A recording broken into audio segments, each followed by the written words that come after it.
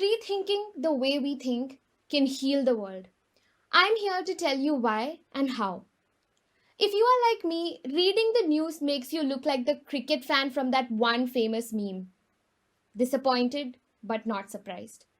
Every day, there is a slew of reports on deadly incidents, and to us, the readers, it seems as though most of these could have been avoided if people would just pause for a moment, recognize the illogic, and consider the consequences of their actions. Honor killings, hate crimes, politicides, vaccine hesitancy, the president of Belarus asking people to wash COVID off with vodka. The list of such incidents goes on. And reading about them sometimes makes us wonder, why are people blind to their own ignorance? Why do they so stubbornly stick to their own biases? Why do they not think clearly? But before pointing fingers at others, let us take a step back and ask this reader inside each of us. When was the last time you walked off after an argument thinking, wow, that changed my mind? When was the last time you patiently listened to someone you disagree with rather than plotting the next verbal move against them? Can't remember? Well, we are all not that different. Fostering critical thinking and open mindedness can make the world more tolerant, peaceful, and wholesome. And yet, why do we refuse to do so? Because more often than not, it is a matter of inability rather than unwillingness. Reshaping the way we think can transform our societies, but it takes a massive collective effort and it is the need of the hour. Growing up, my sister and I were free to ask about the why and how of everything. My house had an open floor policy, and as long as we were respectful, questions were met with well reasoned responses. So, the two of us never took anything at face value. We wanted explanations for everything. I remember how my sister once threw a tantrum because she was not satisfied with the response she got to the question, why does A come before B in the English alphabet and not after? My grandmother was able to win her over with some effort. As I moved on to college, I observed that questioning a statement or a viewpoint is often seen as a personal attack by many. It was almost as if we attached certain sentiments and emotions to our standpoints. And even when we were faced with credible evidence against these views, we tended to dismiss them. Most of us even approach debates with preconceived opinions. Even before we think about a subject, we have already made up our mind. And the purpose of the debate then becomes to establish that we are correct and the other person is wrong. Look at the way even formal debates are structured and evaluated in most places. People with differing views are called opponents, as if it is a war. Agreement and change of mind are weaknesses. To win the debate, you have to ruthlessly hold on to your views, use convincing rhetoric, and establish that you are undeniably right. Even in politics, dissent within and agreement among parties are seen as unusual or at least undesirable.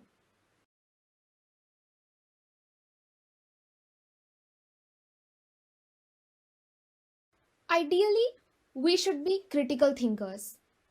While there is a very complex discussion on this concept in the world of science, it is safe to say that anyone who considers as much information as possible and processes it on a clean slate can be called a critical thinker. But why is this so much harder than it sounds? The answer can be found in the way we process information.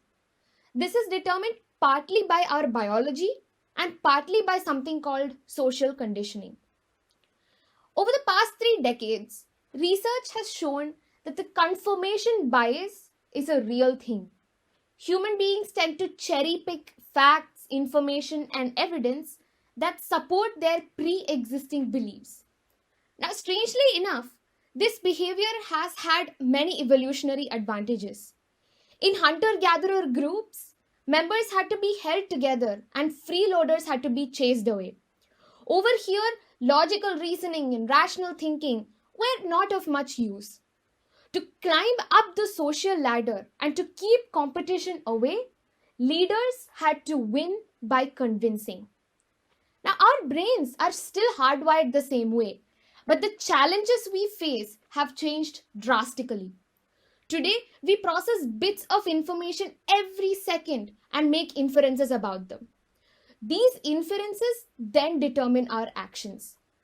Over here, the confirmation bias can be a pain in the neck. In many little ways, the societies we grow up in also train us to think and act in certain ways. Let me give you an example. I am from the Malabar region of Kerala, and until a couple of centuries ago, women's right to cover their bodies were determined on the grounds of caste. Women of every caste were barred from covering their upper bodies in the presence of people from higher castes. In the early 1800s, the Nadar women of Tiruvidamkur in southern Kerala led a protest which came to be known as the Maru Marakkal Samaram to fight for their liberty to clothe themselves. They faced heavy backlash from the upper castes who were simply not willing to believe that individuals can have liberty too. They were not ready to let go of their long-standing beliefs of prejudice which sustained the power difference among castes. An even older legend tells us the story of Nangeli, an Irava woman from Chertala, who cut her breasts off to protest a breast tax that was imposed on women from certain castes. Most of us tend to uncritically accept the ideas that we were exposed to at a young age and then spend the rest of our lives defending them. We do not like being proven wrong even by ourselves. Our culture teaches us the virtue of obedience and tradition, and these are definitely values worth cherishing. But sometimes they make us feel guilty for disagreeing, for thinking independently, for walking a different path.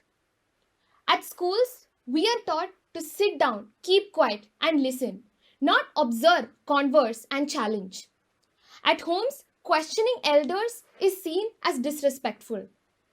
There is a never-ending tug of war between what we know we should believe and what we think we are supposed to believe. There is struggle and discomfort in breaking free from these boxes and opening our eyes and ears to the other side of the story. There is one more obstacle in our journey to being critical thinkers: fear. More often than not, we conform to the popular opinion because we are afraid of what happens if we do not. Even when people want to walk a different path, they are scared of being excluded, ostracized, and judged for it. Last summer, I had the opportunity to teach public speaking to a group of very lively young school children from classes 3 to 9. During our practice debates, I observed that the high schoolers tended to be a lot more defensive of their position than the middle schoolers. When posed with a countering question, the older children were more focused on making their side more convincing, while the younger children were a lot more open to new ideas and perspectives. A short delve into the world of science confirmed this. Research shows that younger learners are more open-minded than older ones, and children are sometimes more open-minded than adults. So, somewhere along our journey of growing up, we were made to obey without questioning and to agree without thinking. We shrunk into our conditioned ways of thought and became quick to defend and easy to offend. Our minds gradually become infertile to tolerance and inclusivity. I would like to share with you something that has helped me become more open-minded. What I call the scarlet rules of thinking. Rule number 1: speak and let speak. Next time we hear someone present a view that disagrees with ours, let us pause for a moment and think past that first thought of resistance. Let us try and place ourselves in their shoes and see why they might be thinking that way. If their argument seems well justified, let us find the will to say, fair enough. And if it doesn't, we counter it rationally and respectfully. To quote the philosopher Voltaire, I do not agree with what you have to say, but I will defend to the death your right to say it. Rule number 2, come with a clean slate. Like it or not, every mind has its biases. And while it might not be possible to overcome them overnight, we can be more mindful of them. Because being aware of our biases helps us remove them from our mind while making decisions.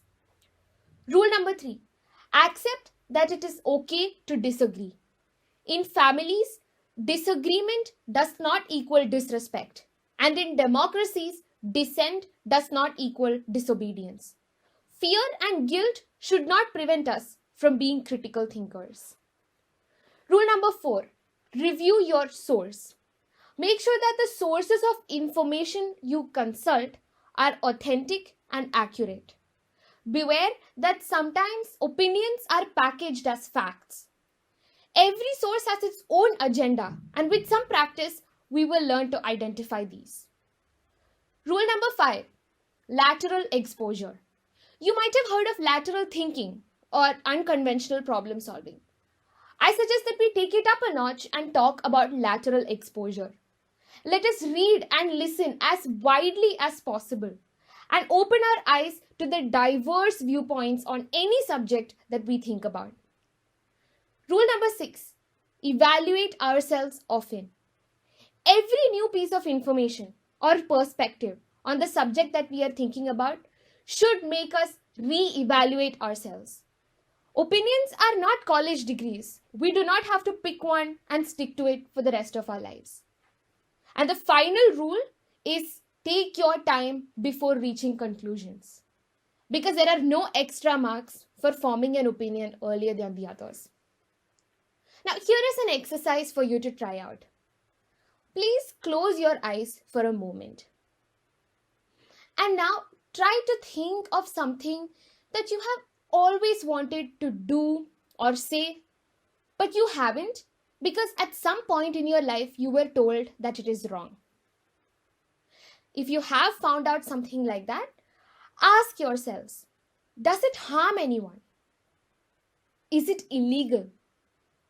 If the answer to both of these is no, it is very likely that you have found a viewpoint or a norm that you have not questioned yet. You have just discovered the first step of your journey into critical thinking. Thank you.